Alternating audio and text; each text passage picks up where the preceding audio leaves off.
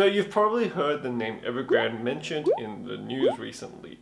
Well, in this video, I'm going to be doing a deep dive into the company, the crisis that it's facing.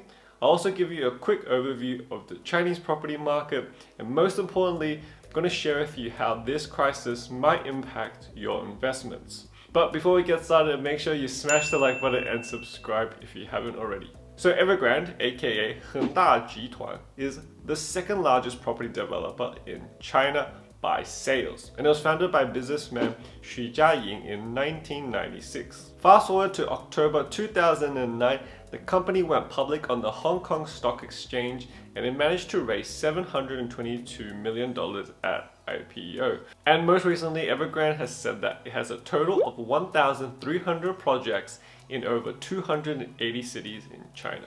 Although property development is Evergrande's core business, it's also diversified into other areas over the years, including wealth management, amusement parks, electric vehicles, healthcare, bottled water, which, fun fact, has Jackie Chan as the brand ambassador, and even a soccer team, the Guangzhou Evergrande Football Club, which it co-owns with Alibaba. And according to Forbes, Evergrande has 125,000 employees around the world. Now, before we go into Evergrande's business model and the crisis that it's currently facing, we need to take a quick detour and look into the unique and complex Chinese property market. First thing to know about the Chinese real estate sector is that it is absolutely massive. According to the Financial Times, it contributes 29% of China's GDP, aka gross domestic product, and has been the main driver of China's economic growth. If you thought the property market in Sydney was hot and stupidly crazy, wait until you hear what's happening in China's Tier 1 cities in Beijing, Shanghai, Guangzhou, and Shenzhen. There's been an astronomical increase in property prices in these four cities, making it pretty much impossible for the average Chinese person to purchase a home. So one way to measure this unaffordability is to look at the price to income ratio. This is the ratio of median apartment prices to median family disposable income. The lower the ratio, the more affordable it is to buy an apartment in that city. The ratio for Shanghai is at 36.8, while Beijing is at a staggering 45.8, and Shenzhen is at 46.6. For context, Sydney is sitting at 9.9. Another important thing to note is that most Chinese people have their wealth completely tied up in the property market. And according to Goldman Sachs, the total market value of residential property in China in 2019 was a whopping $52 trillion. This is twice the amount in the US, which was 26 trillion. You have to understand that home ownership is so ingrained in Chinese society. So much so that some Chinese women actually won't marry a man if he doesn't own a home.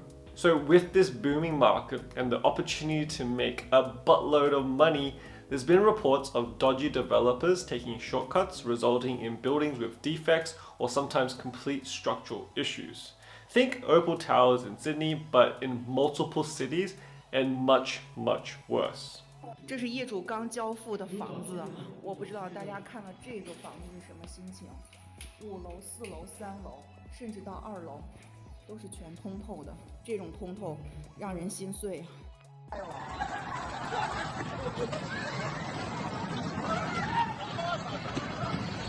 From May 18 to 20, a 71-story building in Shenzhen, the SEG Tower, shook for 3 consecutive days. People inside the building ran out of the building in panic. There was no earthquake in Shenzhen on that day, and the wind speed was only 3 to 4 at the time of the incident. SEG Tower once set a record as Shenzhen's speed by building a floor every 2.7 days. It later became a landmark building in Shenzhen. The rapid construction speed of the building has made people worried. The shaking of the building for 3 consecutive days has earned the SEG Tower the nickname of Shaky Building.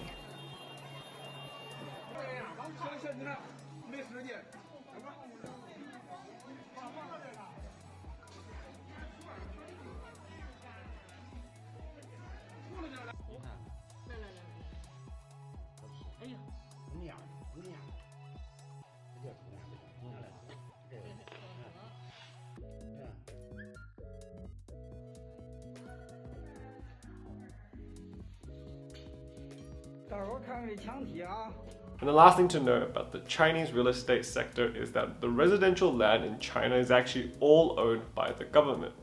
So when a developer buys land, what they're actually buying is a lease from the government to use that land. And that lease usually lasts either 20 years or 70 years. Now that you've had a crash course into China's real estate market, let's dig into Evergrande's business model and the crisis it's facing. So the construction industry is known to be very capital intensive. This means that you need a lot of capital, aka money, in order to build the buildings and then sell them at a later date for a profit when they're completed. This is why most construction companies will actually borrow money from banks and institutional investors in order to fund their operations and start the building project. Evergrande also did this, but they weren't cray-cray. Like, they took on all the debt.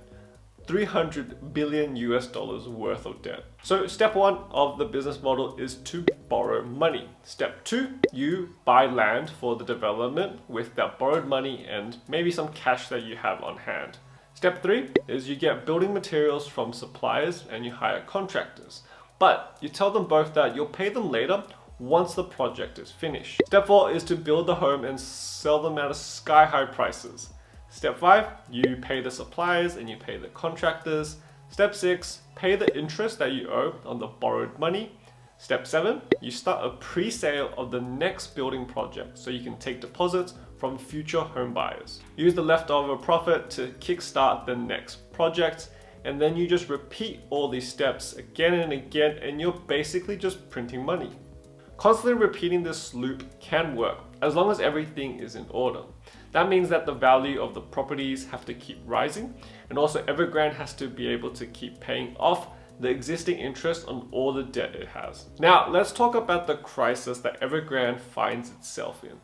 So in August 2020, the Chinese government announced the 3 red lines policy, which is aimed at reining in the debt-ridden property developers such as Evergrande, and also to make real estate more affordable for the average Chinese family. Now, I won't go into detail about what exactly the 3 red lines are, but Evergrande crossed all 3 of those lines. That meant it was banned from borrowing any more money. And this meant big trouble for Evergrande's business model. And out of desperation, Evergrande actually started offering steep discounts on its properties in order to keep the cash flowing into the business, but it was too little too late. News of Evergrande's financial troubles started spreading, and home buyers, investors, suppliers, and even employees were so worried about Evergrande's financial situation that they've been protesting outside Evergrande offices in several Chinese cities.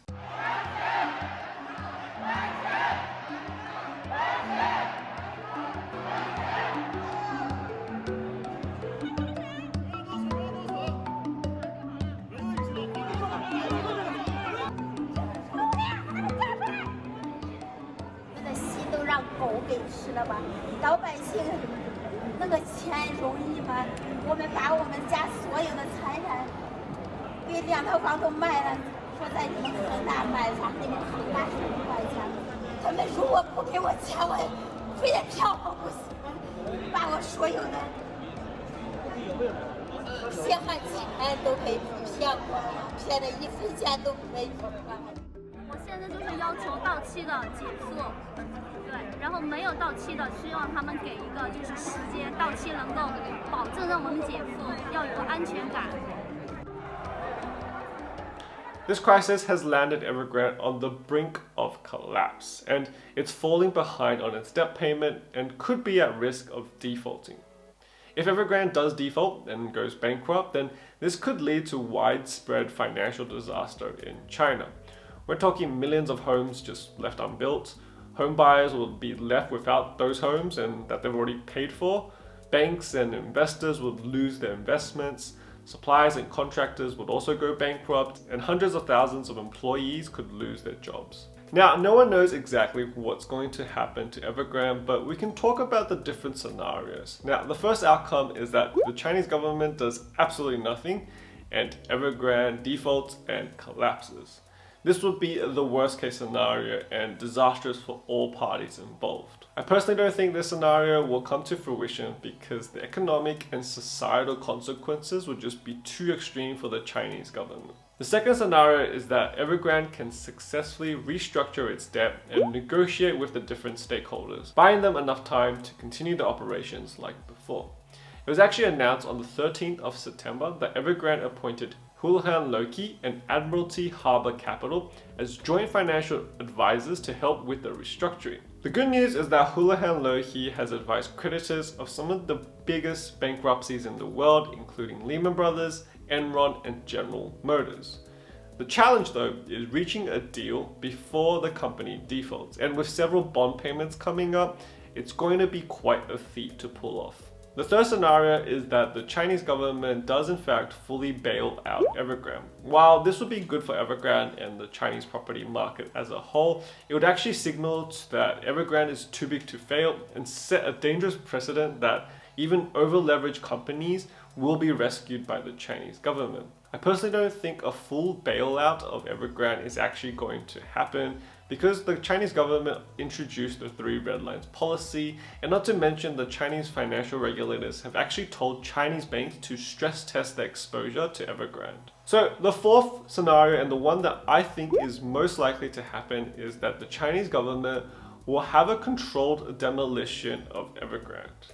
What I mean by that is that it will bail out certain stakeholders, such as the home buyers, while others will be left with nothing. For example, overseas investors and Evergrande shareholders. What I think could happen is that the Chinese government could actually ask the Chinese state banks to purchase up any of Evergrande's assets, and then it can ask Chinese property developers to actually take over Evergrande's existing building projects and complete them. This approach would prevent Chinese citizens from losing their life savings, and help stabilize the economy, and hopefully prevent contagion from spreading into the rest of the markets. Now, Evergrande itself will default and become bankrupt, and there will no doubt be financial fallout from this approach, but it will act as a very strong warning to other Chinese property developers to rein in their debt as soon as possible and to not cross the 3 red lines policy.